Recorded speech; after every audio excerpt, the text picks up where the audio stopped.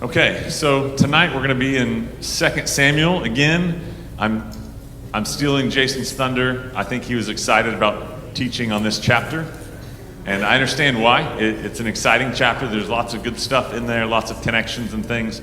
So it's going to be 2 Samuel chapter 3, in case you want to flip there. I don't have the verses on the screen. We're going to read through them like Jason did last week, just kind of chunks at a time as we talk through them, not all at once and then coming back to them. So I hope that works out well for us. I always like to, for my own benefit, recap, and I'm a visual learner, so I've got some slides for us. I like slides. I'm a really big picture guy. So as we recap, we're going to go through some of those slides, look at some of the stuff, and then we'll dig into the scripture tonight. So the important people that we need to remember. Who are the main characters that we've been hearing about last week? 2 Samuel 2 and 3. What are the names? David, the anointed king by God, but not quite installed king. Who else? Abner. And who's Abner? The general for Israel. So right now, David is king over Judah, and he's off with them, but Israel's still separate, and Abner is the general with Saul's son, Ishbosheth.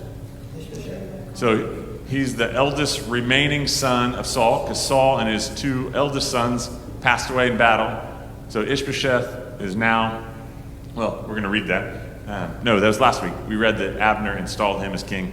And so we got David, we have Abner, we have Ishbosheth. Who else? I'm sorry? Joab? Joab. And who's Joab? Joab is a nephew of David, and he's the general of Judah's army. So we have Abner, the general of one army, Joab, the general of the other. We have David, the anointed king, and we have Ishbosheth, the kind of installed king. So those are the four main characters. There's some others that we're going to talk about. Let's look at, first off, the map. Jason talked about some of this last week. I circled the cities that I think are the main ones we're going to deal with. David had been in Ziklag, which was in Philistia, and last week he prayed to God, should he go back to Israel? And God said, yes. God said yes, so he goes up to Hebron, which is kind of where his family was. So Ziklag up to Hebron, that's where David is. And then we heard about David praising the people of Jabesh Gilead for how they treated Saul after he died. They went and got his body and dealt with him. So Jabesh Gilead is up there at the top, but Mahanaim was a big city last week. That is where Abner and Ishbosheth are, in that area. And then in the middle, we circled Gibeon, because that's where they meet up. They'd met up at the pool in Gibeon to have their little battle, the 12-on-12 with the young men, where they all died. So David and his men from Hebron went up to Gibeon, and Abner and, I don't know if Ishbosheth was there or not, they came down from Mahanaim to Gibeon. Okay, so they're meeting in the middle. Everyone got a mental picture of that? Visualize that? That was helpful for me. I don't know if it is for you guys. Some family trees, just once again to look at it. We got the house of Jesse. David is the son, one of the sons. If you look two over from David, you have Zariah, which is one of the daughters. You have Abigail and Zariah are two of the daughters of Jesse. And then Zariah's three sons, Abishai, Joab, and Asahel. Last week we heard about Asahel. He's the one who chased after Abner. When he got caught up with him, Abner killed him. And that made the whole feud kind of start. The kind of battle got started. And so Joab is Asahel's brother, son of Zariah, the sister of David. So I know we said all that. We know who they are. But for me, once again, visual. It's nice to see it out there. This is not an exhaustive list. I've got another slide that we can look at that has more detail. it's just harder to read from a slide. So you'll see that in just a moment. But then you can see some of David's sons. We're going to talk about some of those in the first 5 verses. But anyway, that's a general outline. Here's the exhaustive family, a more exhaustive family tree. David is up there in white. All the wives are in the middle in yellow. And then the sons that we're going to read about in the first 5 verses are here in the blue across the bottom. Amnon, Gilead, Ithream, Adonijah, Sepatiah, and Absalom. So anyway, another visual so you can see that. And then one last one for the fun of it is Saul's family tree. So Ner is there towards the top. Ner's 2 sons are Kish and Abner. Saul is the son of Kish. And then Ishbosheth is down below there. You can see on the very far left, Jonathan, Abinadab are the 2 sons that were with Saul in battle that died together. So Saul, Jonathan, and Abinadab have all passed. But Abner is still active. He's the general. And then Ishbosheth is the installed king of Israel for the last 2.5 years before they unite, which we're not there yet. They're not going to unite, but that's going to happen. Everybody clear on that? Have any questions for now? Okay. Keep that in the back of your mind as we talk about it. There's going to be some questions that relate back to the relationship between Ishbosheth and Abner and some of those. Okay. As a few more details to recap, who installed Ishbosheth? And for my sake, I like nicknames. So Ishbosh. Who installed Ishbosh? Abner did. So it wasn't the people that voted on him. Abner, in his authority as general, kind of the man in charge, picked Ishbosheth and said, okay, you're going to be king. I think this was brought up last week too, that Abner kind of acted as a de facto king in this interim period for about 7 years, it seems like. And then only when David was starting to make some moves around did they say, oh, we need an official king. So he then installed Ishbosheth as king. And it said at the time that Ishbosheth was 40 when he became king of Israel. So if Ishbosheth is 40, how old does that make his great uncle Abner?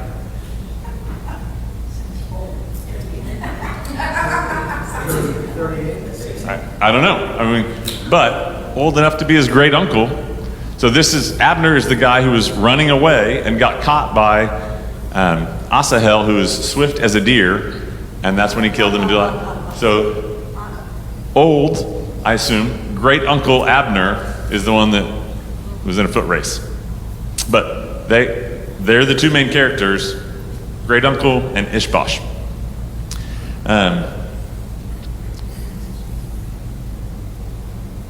The 2 commanders, when they met up at the pool, you had Joab and Abner meeting up, and they agreed to these terms of battle, and they decide that the 12 men are going to fight. We don't know why that they did that. We don't know what the thought process was behind it, because then all 12 men from both sides, 24 young men, die in the battle, and then they flee, and then they have the chase scene and all that. Right at the end of it, they call for a truce. Joab agrees to it, and then Israel kind of mourns the death of Asahel, and we see that scene at the end that Jason talked about in verse 32. And they took up Asahel and buried him in the tomb of his father, which was at Bethlehem. And Joab and his men marched all night, and the day broke upon them at Hebron. So they bury him, they go home, and they kind of have parted ways. So we're ready to pick up in chapter 3. We're going to read verses 1 through 5.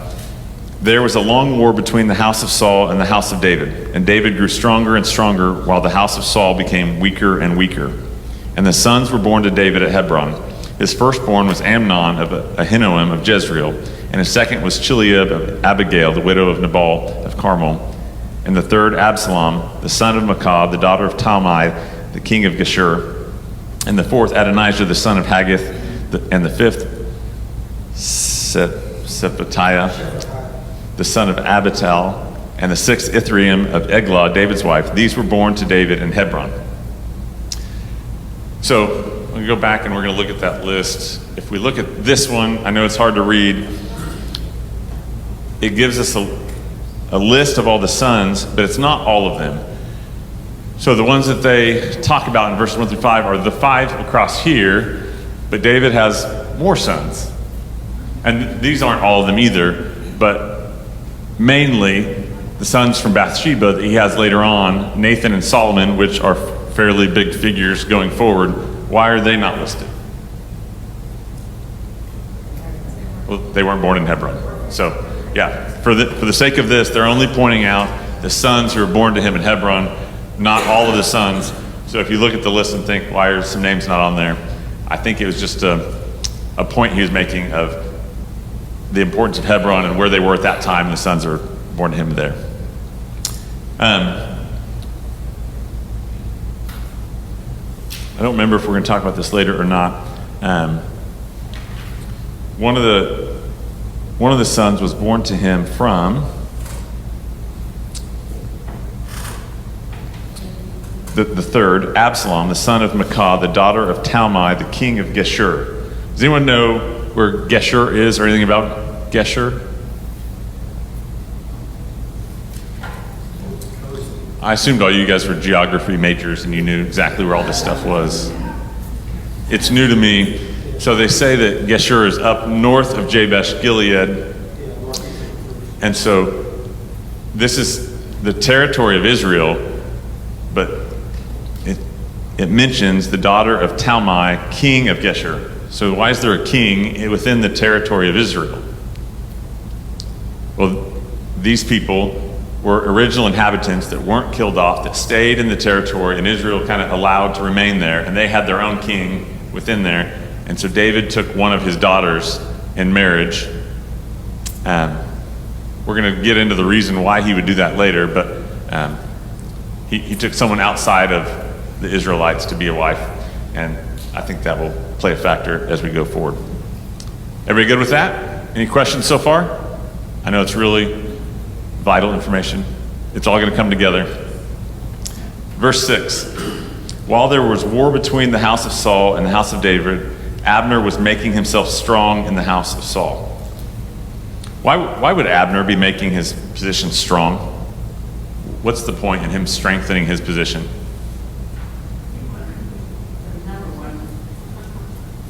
I think he did want to be number one. He kind of was already, though. If he's the one installing the figurehead king, he kind of already has the power. What's the point? More power, yeah. He already had a lot of power, but he wasn't king.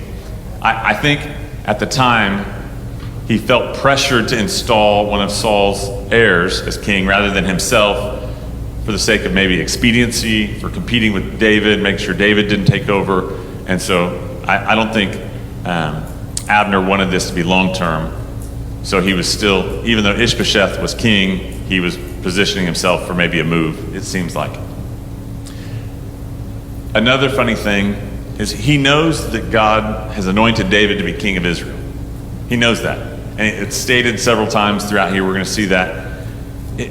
If he knows that David's already anointed and he's going to be king over Israel, why is he trying to position himself to be king? Why is he trying to fight against that? If you know what God's will is, don't we all just say yes and give into that? Yeah.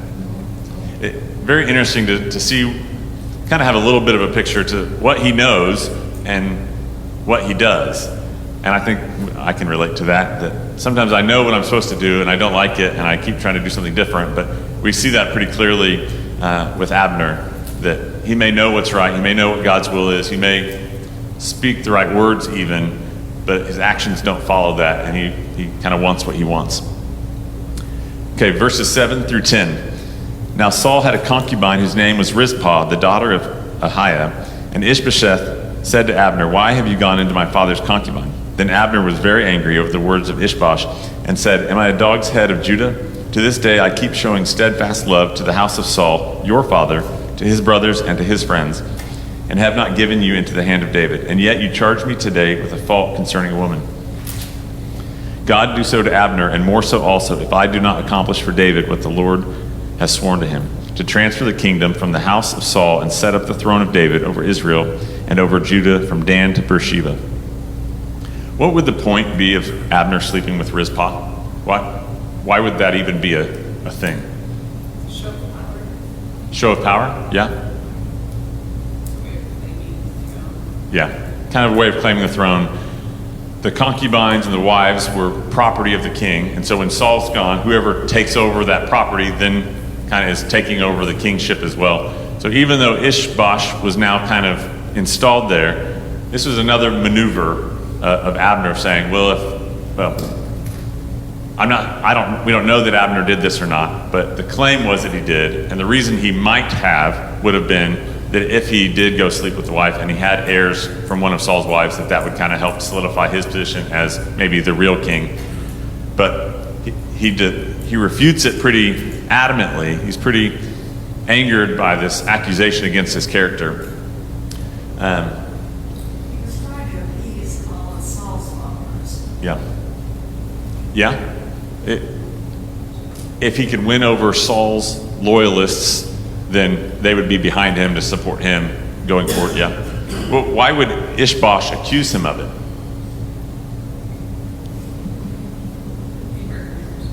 Yeah. I mean, he probably sees the maneuvering. Either he was really doing it and he was just airing his grievances, or it was a way to kind of undercut him and start a feud to kind of protect his position. I don't know. We're going to see that Ishbosh doesn't seem a very confident leader, a very bold leader. He seems kind of timid and afraid. So this seems like a pretty bold accusation to make for a timid leader who kind of backs down in times of conflict. But for whatever the reason, we don't know if it's an accurate accusation or not, but it was some move one way or the other, on one side or the other, of claiming the throne or protecting the throne or strengthening their position. And Abner felt like his loyalty was being questioned, and he was very offended. And I don't know if it was in this version or not. This is ESV. Abner says that he's the one who hasn't handed Ishbosh over to David. He's kind of claiming authority, like, if I wanted to, I could have done this. I could have given you up yet, but I've been loyal to you, been loyal to Saul's family, and I haven't done this. So he kind of, even in his cry of outrage, he said, I could have done this, and I didn't. I've been loyal, and you accuse me of this. What am I, a dog's head? He also makes a statement, may God deal with Abner, speaking in third person, I guess, if I do not do for David what the Lord promised him on oath and transfer the kingdom from the house of Saul and establish David's throne over Israel and Judah.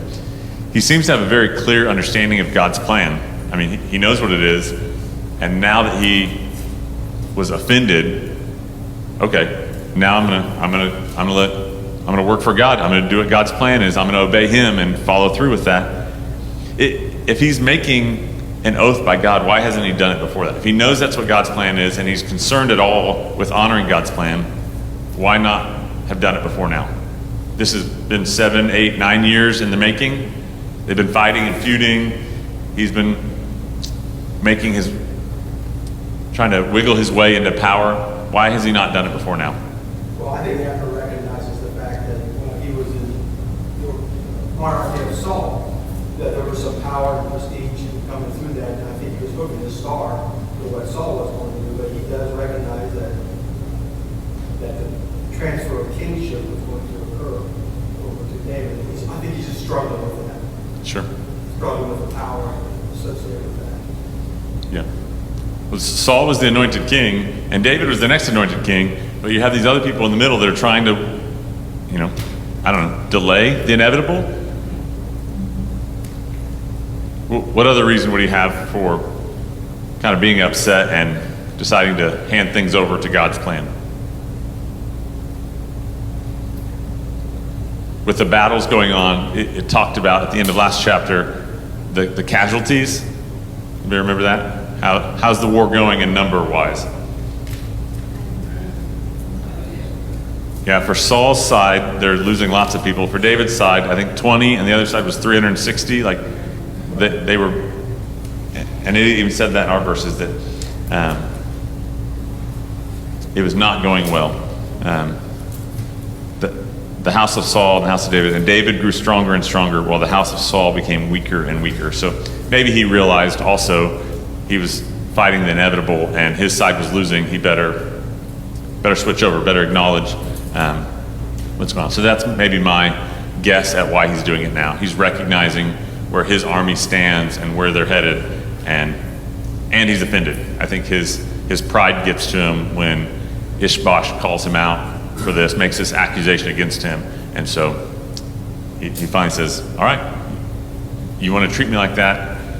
I'll just go back and give up and we'll switch sides. Verse 11, and Ishbosheth could not answer Abner another word because he feared him.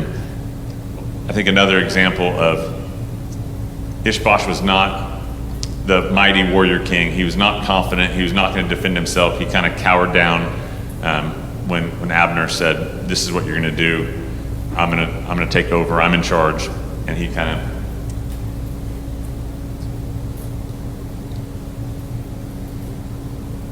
cowers down to him a little bit. Verses 12 through 16, and Abner sent messengers to David on his behalf, saying, "To whom does the land belong? Make your covenant with me, and behold, my hand shall be with you to bring over all Israel."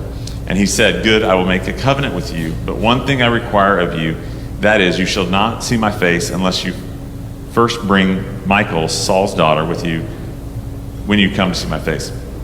Then David sent messengers to Ishbosheth, Saul's son, saying, "Give me my wife Michal, for whom I paid the bridal price of 100 foreskins of the Philistines." And Ishbosheth sent and took her from her husband Paltiel, the son of Laish. And her husband went with her, weeping all the way to Bahurim. Then Abner said to him, "Go, return," and he returned. So Abner reaches out to him to make a deal. Why is he making a deal? Maybe because his side is losing. Do you think there's ulterior motives just besides that? What kind of deal would the general of another side want to make with? Stay alive. Stay alive. Want to protect his own life? Yeah. Maybe get a high position. Yeah. Maybe try to pick out your job or what you're going to do the next one. Yeah. Some commentators I read speculated that he wanted to try to be the commander of Israel. You know, if he could guarantee that Israel come over and join David to be the united kingdom, that he would then get maybe the commander of all things, or maybe second in charge, or whatever it might be. So he's wheeling and dealing to kind of protect his life and maybe get a high position. Would it be wrong for David to kill Abner? Abner came over, kind of this arch rival, commander of the other side. They've been warring for 7, 8, 9 years. He comes to make a peace deal. Why doesn't David just kill him right then? He needs Abner. I'm sorry? He needs Abner. He needs Abner. Okay. Why does he need Abner? He's a mighty warrior. He is a mighty warrior. He's a older man that may be nearing the end, but he's got a lot of political connections. He's got the nation, the people of Israel, that half kind of behind him. So there's some political side there. And I think David recognizes it, also trying to unify the situation with Israel. Yeah. Unity. I think that's the main theme of this chapter that I could see. David's attempt at unity. What's different about David? We're going to jump to the main point. I apologize. We're kind of there now. So how is David unifying Israel?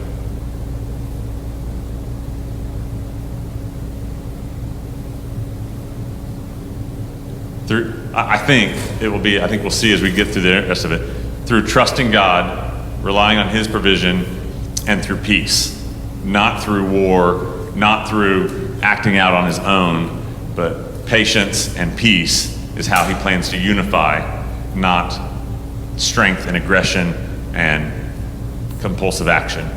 So keep that in mind as we go. It seems like that's what he's doing. So I think with that in mind, it would be wrong for him to kill Abner in this moment, because it's the balance between trusting God. If God brought him to you, is that God's provision or not? Yes, sir. It would make sense to unify Judah and Israel because it's still got the Philistines to deal with. That's true. Yep, they're still being attacked by the Philistines. They're still going out and fighting.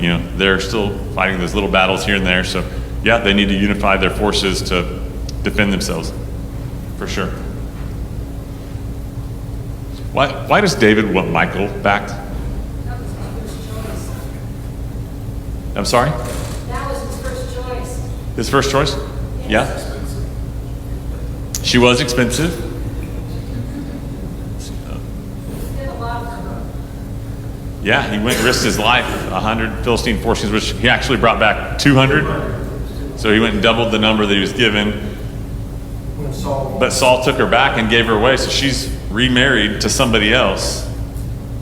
He's now had other wives. Why? If you have other wives and other sons, why go back and get this woman that...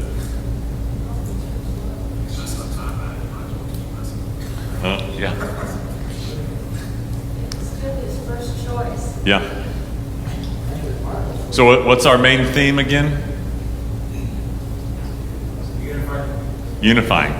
So I think, and the commentaries, I stole the idea from the commentaries, that in an effort to unify, David, it seems a bit political, but he's marrying people in an effort to get loyalty, to get buy-in, to get unity.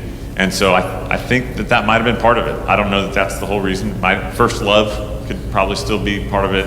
Unity could be part of it. But by marrying one of Saul's daughters, some of the loyalists to Saul might start to come over. And the crazy thing is, I think most of Israel recognizes that David is the anointed king, but they're fighting against it. They just don't seem to care. Even Abner, the general de facto king, acknowledges that that's God's anointed king, and he doesn't want to give into it. So I think most of Israel must acknowledge that as well. But in an effort to help unify and help make that easier, I think that may be why he asked for Micah to come back.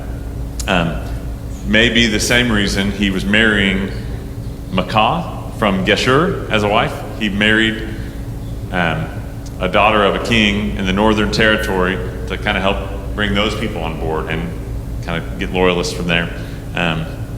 So anyway, keep that in the back of your mind. I don't know that. That's just speculation from different commentaries, but it seems to go along. Who gives the order to have Michal sent to David? Saul's son. Ishbosh. Yeah. So he's still the figurehead king.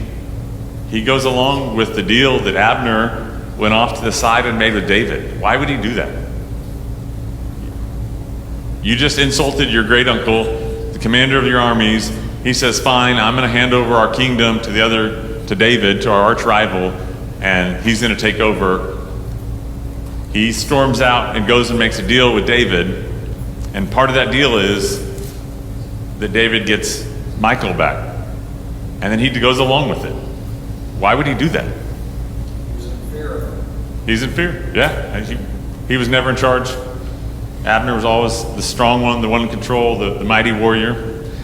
He just does what he's told. And then when the husband comes along with Michal and he doesn't want to leave, Abner is the one who steps in and says, go back home, and the husband listens to him. So clearly he has the power. Verses 17 through 21. And Abner conferred with the elders of Israel, saying, for some time past you have been seeking David as king over you. Now then, bring it about, for the Lord has promised David, saying, by the hand of my servant David I will save my people Israel from the hand of the Philistines and from the hand of all their enemies. And Abner also spoke to Benjamin, and then Abner went to tell David at Hebron all that Israel and the whole house of Benjamin thought good to do. When Abner came with 20 men to David at Hebron, David made a feast for Abner and the men who were with him. And Abner said to David, I will arise and go and will gather all Israel to my lord the king, that they may make a covenant with you, and that you may reign over all that your heart desires. So David sent Abner away, and he went away in peace. So Abner speaks with the elders of Israel on behalf of David. He's now actively campaigning for David to be king with the elders of Israel. And it says for some time. For some time, the elders of Israel had wanted David to be king. It goes back to all this time is going by, two feuding sides of the same nation And they all know what's going to happen. They all know who God's anointed is, and they're just not accepting of it. It seems wild that God's chosen people are so reluctant to give in to what God has said he wants to do and to go with his will. It's kind of disheartening. When David's sitting there and Abner comes over and has made this deal and talked to the elders and has this proposal, why would he trust him? What does David have to trust Abner for?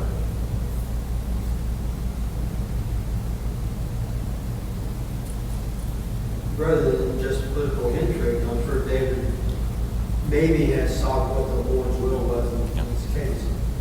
So he recognized that in order to unify Israel and didn't need as king, he needed that needed to occur. So Yeah. clearly Abner. If his goal is unity, and unity through peace and faith in God and trust in God, then this is God's hand delivering it to you in front of you. So he may not trust Abner, but maybe he's trusting in God that this is part of his plan for the way God has led him and directed him to unify Israel under him. But I don't know. I think we see a lot of instances where an enemy comes in and then they're just killed immediately. Someone seems to come in with friendly proposals or what they think is good news, and it's not good news, and they're just chopped down right away. Both Abner and David were men of war. Yeah. They had lots of war experience, lots of killing as an army. And I think they both had healthy respect for each other. Sure. So I think they met on a different kind of level. Yeah, there's probably a special connection as men of war, as commanders, as valiant fighters, that they had that level of trust between each other. Sure. And that remember when God removed his spirit from Saul, Mhm. and then when he anointed, then David received his spirit. So we like to think that God was directing some of David's choices. Yeah, the Spirit of God rushed upon David, and that's, I think, probably still directing his choices, for sure. I look at a lot of these instances and think, what would most normal kings do? What would people that I know, how would they react? And it's not this way. That we would think selfishly, would think, well, what have they done to me, or what's the best for me, or how can I get what I want the fastest? And that's what we would do. And David seems to be acting differently from that. I think when I was reading this, like, why would he just let him come wheel and deal and then go back and do all this? This is your arch rival. Why wouldn't you just chop him down? But I think it's another example of David being patient, waiting on God's timing. In my Sunday school class, we were talking this past week about when David first came into the court of Saul, and Saul would have the evil spirits come upon him, and then he threw the spear at him twice. And David kept playing the lyre in front of him twice. Like, he tried to kill him once, and he just stuck around. He didn't run away. He didn't fight back. He was being patient, waiting on God. So from the very beginning, when God led him down this journey, he showed great patience and trust. And so this is just another instance of, even with your arch enemy being right in front of you and you having the opportunity to what seems like end it or take over, he's patient. He trusts, and he lets him go back and lets the plan play itself out. Verses 22 through 25. Just then the servants of David arrived with Joab from a raid, bringing much spoil with them. But Abner was not with David at Hebron, for he had sent him away, and he had gone in peace. When Joab and all the army that was with him came, it was told Joab, Abner the son of Ner came to the king, and he has let him go, and he has gone in peace. Then Joab went to the king and said, What have you done? Behold, Abner came to you. Why is it that you have sent him away so that he is gone? You know that Abner the son of Ner came to deceive you, and to know you're going out and you're coming in, and to know all that you are doing. So Joab shows up, and he immediately is questioning David's decision making. Like, what did you just do? This is the normal thought process of a warrior, of somebody in power in those times. Of when you have this opportunity, you don't pass it up. The lottery ticket is sitting right in front of you. You take it. You don't wait and take a chance with that. But why does Joab not like Abner? I know there's an obvious reason. There's some other reasons. What do you think? He killed his brother, so he's still bitter about Asahel being killed. What else? He obviously knows he's a schemer. Like he's Yeah. trying to get information. Claims he's trying to get information out of David. Yeah. I mean, for the last 7 or 8 or 9 years, whatever it's been, he's been kind of positioning himself in power in the kingdom of Israel to try to control things. He even set up Ishbosh to be king, figurehead king. And so I think Joab sees Abner in that light of, I don't trust you. I think you're scheming. I think there's something behind you. And he's the arch enemy. He's the opposite of Joab. He's the general of the other side. So there's rivalry there. Several reasons for him not to like him. Who was in the right? Was David right for letting him go, or was Joab right for saying, this was your opportunity, you should have killed him?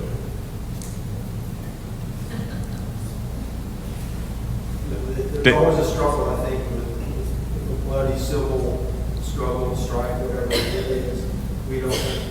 We recognize maybe that's not how the bloody assassination and usurping the throne, but who is it right? I don't know, but there was a struggle between Abner and Joab about who's probably going to lead the armies under David. I think as I walk through this, I find myself looking at it from my wisdom, and so I ask all these questions. Well, who is right? Well, why did he do this? Well, why didn't he do that? And that's just my wisdom. And I'm reminded as I read it, and I reread it, and I reread it, that God's Spirit was upon David. His Spirit was leading David. So I think clearly David was in the right. But it's hard to fight my own temptation to say, well, you should have done this. You should have done it differently. And I think we all do that. We think that our wisdom is better instead of stepping back. And clearly David had leading that I don't have. The clarity in the moment to say, I trust you, God. I'll be patient. Even if it looks like my enemy's right in front of me and you've delivered him. This may look like to most people your providence and an opportunity for me to take the kingdom back by force. I'm going to hold back and wait to unify by peace. So, yeah, David was in the right. But there is that personal situation that Asahel was killed by Joab. Yeah. In that situation. But there is part of that revenge, or I say revenge factor. And maybe David could see that in Joab's anger, in Joab's frustration. He sees the personal aspect of it that David is maybe a bit disconnected from. I mean, I'm sure it's still personal to David, but maybe there is that disconnect where, well, I know you're really upset. You really want to take his life because he killed your brother, but what's best for the country is this. And he had the clarity that Joab didn't have. Verses 26 through 27. When Joab came out from David's presence, he sent messengers after Abner, and they brought him back from the cistern of Sirah. But David did not know about it. And when Abner returned to Hebron, Joab took him aside into the midst of the gate to speak to him privately. And there he struck him in the stomach so that he died for the blood of Asahel, his brother. So Joab takes vengeance into his own hands. David is trying to, we've already talked about this being the main point, he's trying to unite Israel with peace. And Joab, his commander, is still using war and vengeance, and that's the answer for him. Everyone else besides David is using war as a way to unite, and that's not David's path. That's not what he's accomplishing. Here's one of my other questions, and the answer's obvious, but I just like to ask it anyway. Was it wrong for Joab to kill Abner? Why was it wrong? Wasn't it battle or something like that? Yeah, it wasn't in battle. It was, David had already kind of made a peace deal with him. He kind of promised him, they had a deal made. So I think he's going against the king. It wasn't in battle. It seems funny to think that, a week or a month or whatever earlier, he runs into Joab and he kills him, or Abner kills him, no big deal. But in this moment, it's wrong. Two arch rivals of forces that have fought against each other for years and years. And now in this moment, it's wrong to kill him. And in any other moment, it wouldn't have been wrong. But I think it was wrong. All right, we're going to go through a big chunk here. Go from here to the end and have some follow-up questions. Afterward, when David heard of it, he said, I and my kingdom are forever guiltless before the Lord for the blood of Abner, the son of Ner. May it fall upon the head of Joab and upon all his father's house, and may the house of Joab never be without one who has discharge, or is leprous, or who holds a spindle, or who falls by the sword, or who lacks bread. So Joab and Abishai his brother killed Abner because he had put their brother Asahel to death in the battle at Gibeon. Then David said to Joab and to all the people who were with him, tear your clothes and put on sackcloth and mourn before Abner. And King David followed the bier. They buried Abner at Hebron, and the king lifted up his voice and wept at the grave of Abner, and all the people wept. And the king lamented for Abner, saying, should Abner die as a fool dies? Your hands were not bound, your feet were not fettered. As one falls before the wicked, you have fallen. And all the people wept again over him. Then all the people came to persuade David to eat bread while it was yet day. But David swore, saying, God, do so to me, and more also, if I taste bread or anything else till the sun goes down. And all the people took notice of it, and it pleased them. And as everything that the king did pleased all the people. So all the people and all Israel understood that day that it had not been the king's will to put to death Abner the son of Ner. And the king said to his servants, do you not know that a prince and a great man has fallen this day in Israel? And I was gentle today, though anointed king. These men, the sons of Zeruiah, are more severe than I. The Lord repay the evildoer according to his wickedness. So David declares his innocence to the country. He wants to wipe his hands of this. It's not on him. Why does he do that? Is it genuine sadness, or is it an effort to have deniability?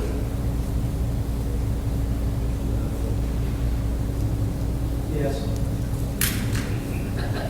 I think Jim says yes. I think yes on both counts. Yeah. He does want deniability, and it is genuine sadness.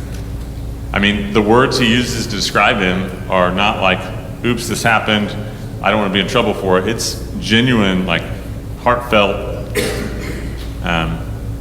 mourning. So there, even with his arch enemy, there's this connection where he grieves deeply over him. A man that he fiercely fought against for the last 9 years. He's mourning deeply.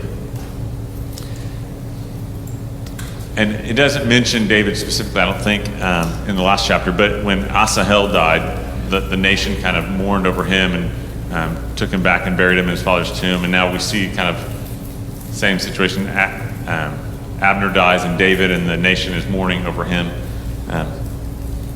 Why doesn't David punish Joab?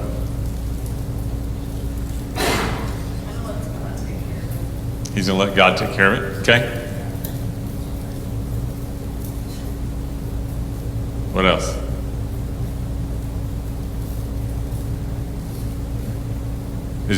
Is David afraid of Joab? Not afraid. So our main theme, unity through peace. So it goes back to he calls him an evildoer. The Lord repay the evildoer. So he's not happy with him. I don't think he's scared of him, but he's still walking by the leading and restraining himself, I think, for the sake of the nation, for the sake of unity, and I think that's just part of God's plan. I don't know. It seems like a lot of other people throughout the Bible are just immediate consequences, but in this instance, for the greater good, it's not time to kill Joab and to punish him. My Bible says to punish Joab could cause the troops to rebel. Joab was David's nephew, and any harsh treatment could cause family problems. Yeah. Joab was from the tribe of Judah, and David didn't want the dying from his own tribe. And to get rid of Joab would mean losing a skilled and competent commander who had been valuable in strengthening his army. Yep, the general of your army. You come and strike him down. Division within your family, division within your nation. You lose your general. You got other people fighting to then take over that position and fighting for power. It's a very fragile time for Israel. I think that has to be a little bit of it. The taking great care in how he rises to power, how he's finally anointed or acknowledged as king over Israel, not just doing it rashly or forcefully or anything like that. So I think there's a lot of consideration goes into that, for sure. Family dynamics, political dynamics, all of that. And godly wisdom. Mainly godly wisdom, for sure. Why does David speak so highly of an enemy? He calls him a commander and a great man. Does that seem odd? He did the same kind of thing with Saul, though. Yeah, the man Saul who tried to kill him for years and years, he speaks very highly of him. Saul it was out of reverence for God, maybe, because he was God's anointed king. So because of God, he speaks highly of him. Abner is not the anointed, but yet he still speaks highly of him. Same reason. He's not God's anointed, but it's David's trust in God's plan and God's journey to the throne that he respects, and so therefore he respects Abner.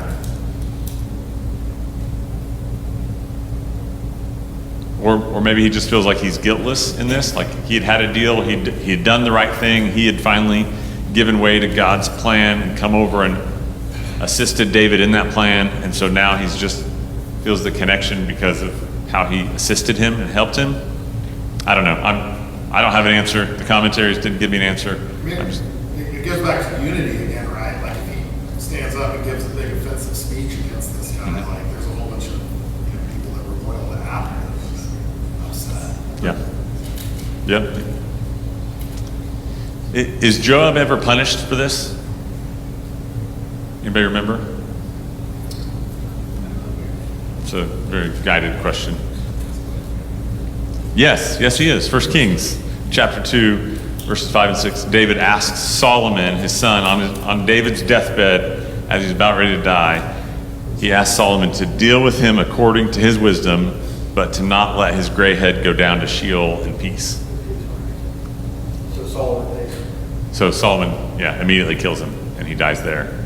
I don't know. It's interesting to look forward. This guy, the commander of Israel, had been loyal to David, serving David's nephew, all of that.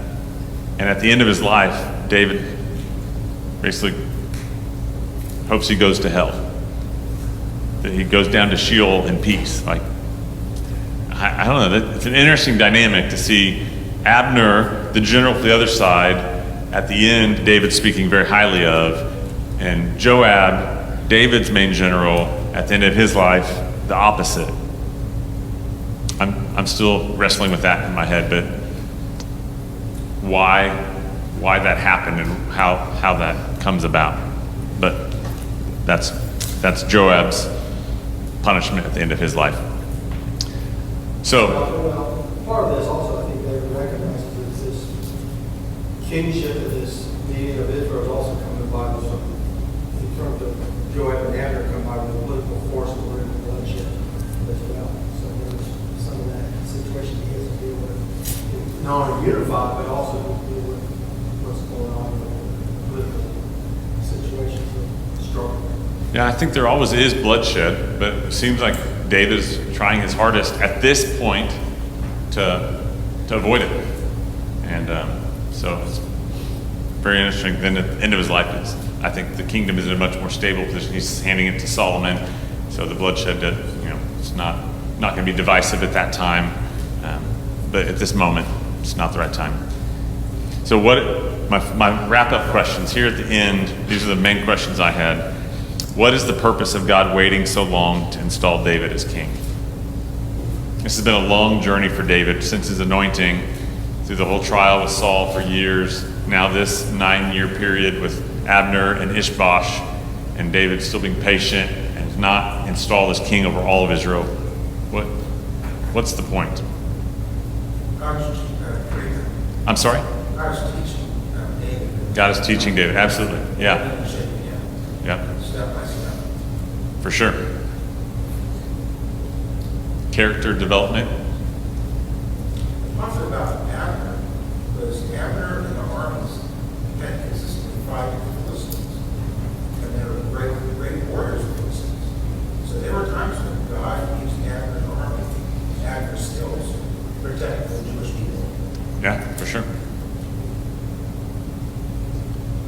What's another purpose in waiting so long? This long trial, or whatever it be called for David. Point in time. I mean, there's got to be a perfect time in God's Yeah. plan for Jesus to be born at a specific time, and then for him to live for a certain amount of Yeah. time in order for him to die on a certain day. I mean, everything. Sure. is- It all fits into God's plan as part of his bigger picture that we don't know. We don't know. Yeah. Both sides would have to kind of understand that he is the king. Sure. And right now, as you said before, Israel is yes and no about it. Yeah. Yeah. Maybe it took these 9 years for the people loyal to Saul to come on board, and so they needed that time to process, the time to be willing to give up their allegiance. Sure. This is the answer I came up with. I'll give you I'll tattle on myself, I guess. I came up with my answer, and then I Googled to see what AI would say, and so I'll give you AI's answers, and then I'll give you mine. Mine was that part of it is David is foreshadowing Jesus, and Jesus is coming, and him being a humble servant and waiting on God's timing for God's plan. So a little bit of that is David is an archetype of Jesus. Some of the other answers that are all in with that is preparation and character development, respect for God's anointing, building support and reputation, the political, the timing, making sure people on board, bring them with you, and then Saul's reign running its course, letting that work itself out, which giving the people who are loyal to Saul time to come over. So those are all other reasons. This is a statement that the AI came up with that I thought was really good. David's journey from shepherd to king exemplifies God's patience and purposeful timing, where waiting is not idle, but a crucial period of preparation and growth. And I think looking at this as an example for me, we often feel like we need to identify a purpose and get a plan and then move towards it quickly. And nowhere in my plan is ever sit and wait. It's not be patient and take time and take time. My plan is, action steps and progress and movement towards things. And it's a good reminder of there's a balance there, but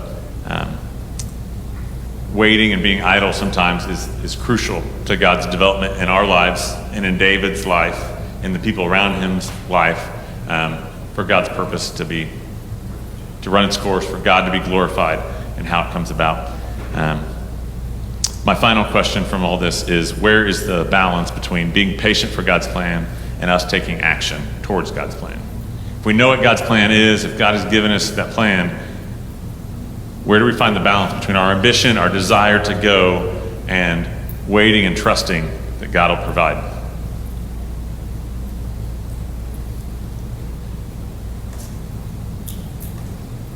I was hoping you guys would have the answer to that.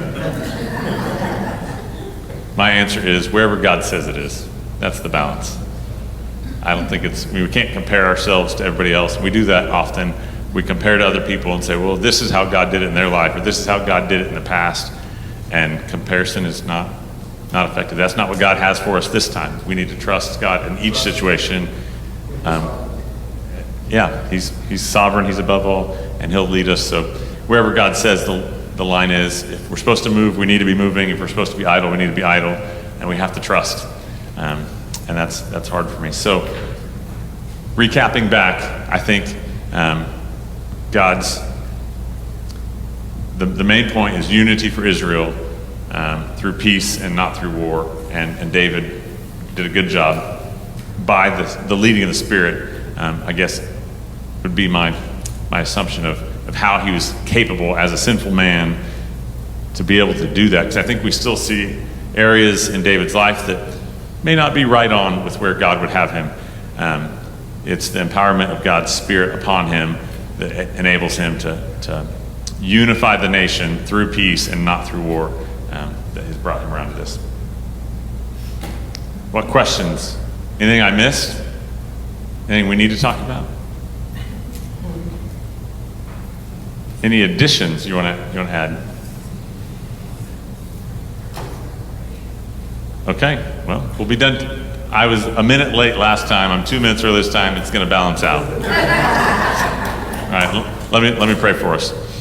Heavenly Father, thank you for your word. Thank you for how it's been fresh to me in my life, how it applies to me in my life. Lord, help me to go from here and to chew on it, Lord. May I draw near to you. May I allow you, your spirit in my life to lead and to guide me. May I trust you the way David trusted you. May I lead my family the way that you call me to, and may it be for your glory. As we go from here, as we go out, may we honor you, may we glorify you, may our lives speak the truth that you've shown us, and it may be for your glory. In Jesus' name I pray, amen.